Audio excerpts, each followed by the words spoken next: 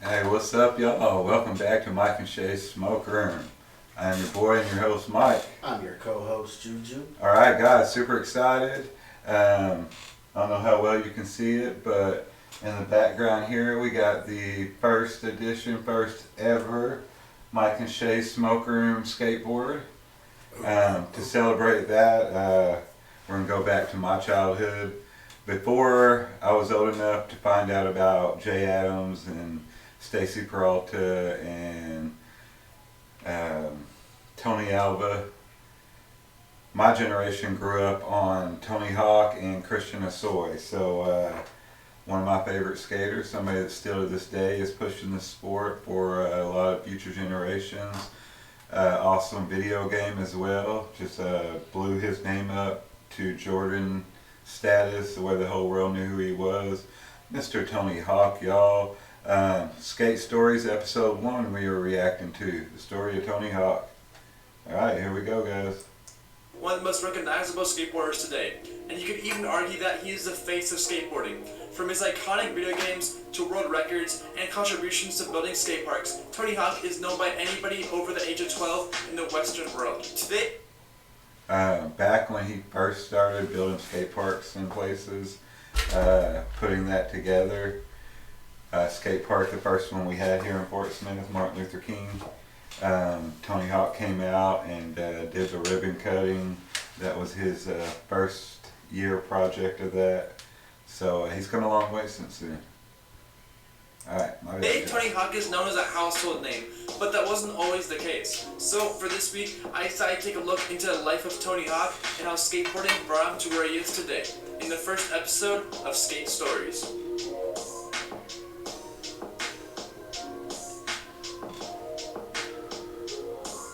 Tony Hawk was born as Anthony Hawk in Carlsbad, California, on May 12, 1968. That's right, his real name is not actually Tony, but to keep things simple, I'll be calling him by a name he's known by.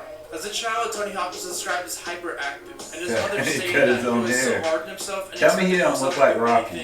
When I was a kid, I was very determined. Yeah, I tell Rocky all the time he looks like a young Tony Hawk. Sometimes difficult, but mostly persistent. I would say one of the most extreme examples of being hard on myself as a kid was I was skating one of the smaller bowls at the skate park. I mean, I was maybe 10 years old or something. And I really wanted to do a figure 8 carve, like around one side and then going the other way around the other side, you know? And I was trying it over and over and over. And my parents came to pick me up and I wouldn't get out of the ball. My dad physically lifted me out of the ball and into the car. Because I just wouldn't give up. That makes sense. His frustration with himself was so harsh that his parents had him psychologically evaluated at school. The results were that Tony Hawk was gifted, and he was tested with an IQ of 144, being placed in the gifted program and being a year ahead of a lot of his classes in school. Tony Hawk got his first skateboard from his brother in 1977, when he was only 9. This skateboard was obviously very different from the skateboards we have today, and was a lot more of a cruiser than something you can do tricks on. But regardless, without this board, Tony Hawk would have probably never become the professional skater we know him as today. So I asked if I could ride it, and I stood on it. I went down the driveway, and then went all the way to the end of the alley and hit the fence because I didn't know how to turn. A short time after getting his first skateboard, Tony was invited by some friends to go to a skate park, and he was amazed with the things skaters were able to do on their board. And not long after that, I got invited to go to the skate park for the first time. Oh, you did? With a friend of mine was like, "We're going to the skate park," and I was like, "Oh yeah, I see." Like I used to see pictures of people in pools, and so I was like, "Yeah, I want to go." And I went to the skate park, and I saw people flying out of the back bowls, which were like these little snake runs, and I was like, "So I want to do that, whatever it takes." Right. Shopify has everything you need to grow your retail Right business. after this quick break, guys. Checkout, reliable card readers, and one Gotta place pay to the track bills all your somehow. I did that, and I went to the pool, and like these guys were flying out of the pool, and I was like, "This is Del Mar. I'm coming here as much as I can. Let's try to figure this out." Throughout the next few years, Tony Hawk would continue skateboarding and started competing when he was just 12 years old and turned pro when he was only 14. I turned pro when I was 14. Yeah, and then, but I mean when I say that, it might seem magical, but at the time, skating was this little tiny scene. So when I literally went pro, I was filling out an entry form to a competition, and I had already reached the top of the amateur ranks, and there was a little box that said pro and a little box that said am. So I checked the pro box. And that was it. I was pro. No one was offering me a contract. No one had champagne, you know what I mean? And Right, like that's crazy. my coach was, I'll never forget, Stacy Peralta was looking over my shoulder, and I checked it, and he's like, okay. That's it. That was it, yeah. Wow. So by the time Tony Hawk was in high school, he had become a recognizable figure in the skateboarding scene and was considered one of the best skateboarders of the time, winning tons of competitions every single year.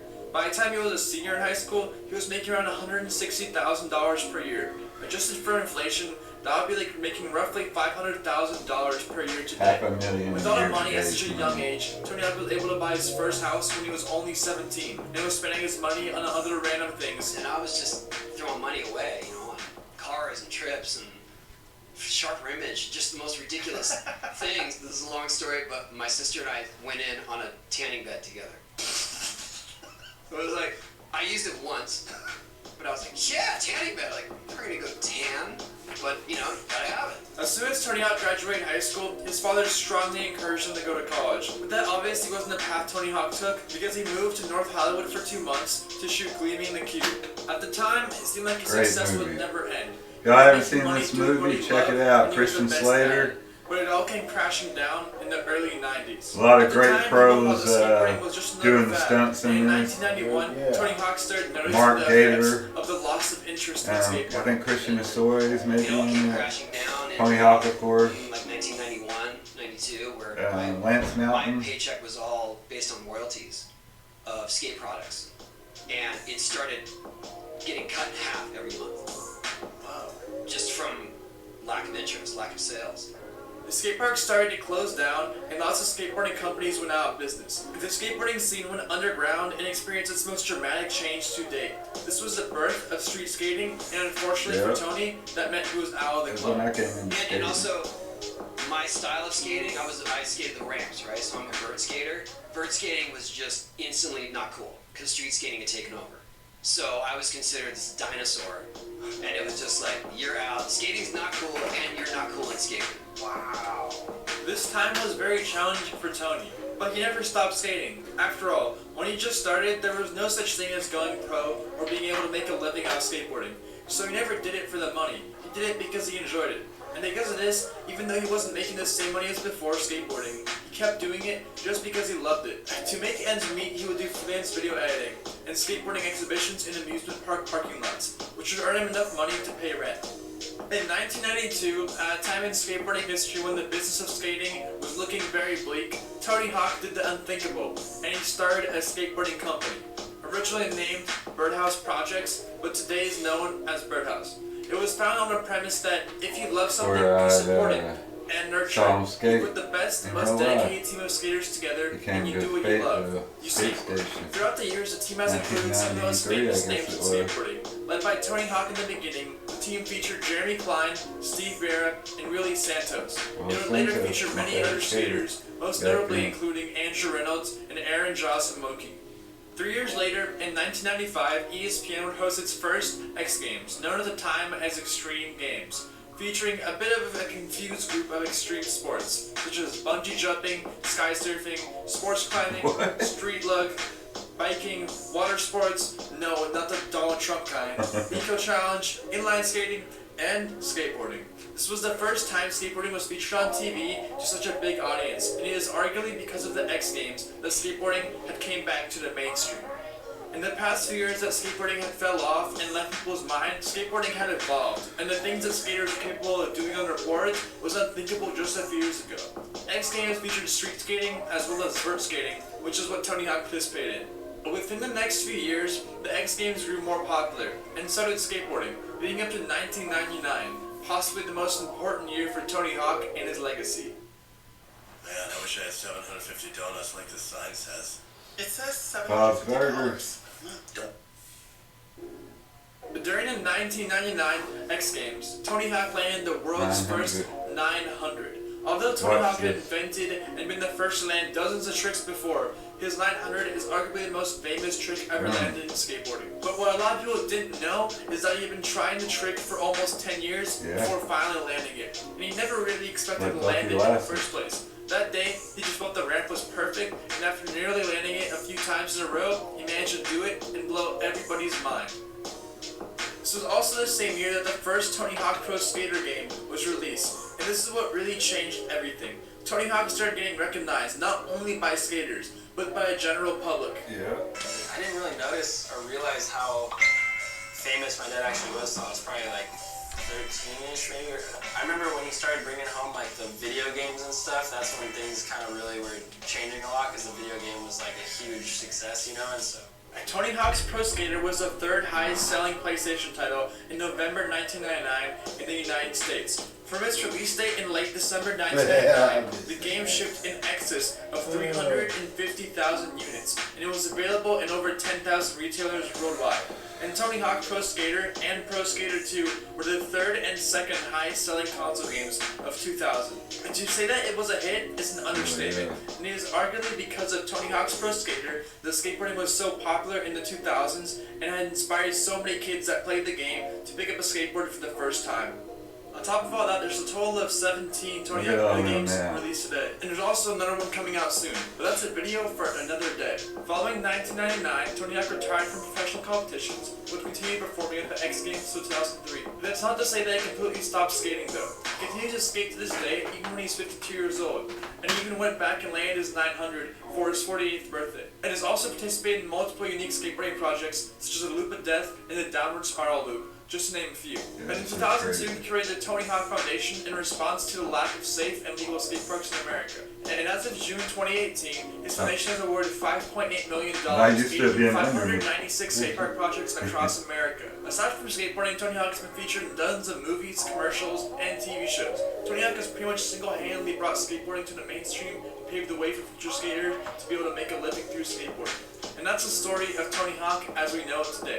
If you made it this far into the video, I just wanted to personally say thank you, and if you liked it, it would really help if you left a like on this video. And let me know what skaters you think I should do next. If you're new, make sure to subscribe so you never miss another upload. And anyway, that's all I have for you today, and I'll see you next week. Thanks for watching. Y'all check that channel out. It's a really awesome channel. Hey, Adobe Express. Yeah, we just got through using that, guys. If you do any kind of content creating, school, Adobe Express is a great, or just for leisure and fun. Streamers. Adobe Express is a great platform, guys. Alright, man, super great story. Really reminds you that that was someone who became the best in the world at what he did, not because it made him famous or not because it made him money, but because he loved to do it. And look at the success he has had by just sticking to it and going for his dreams. Awesome, awesome motivational story. Shout out to Tony Hawk and all you do, bro. As always, it's your boy Mike and your host. I'm your co-host, Juju. Hey, we'll see you next time, guys. Peace.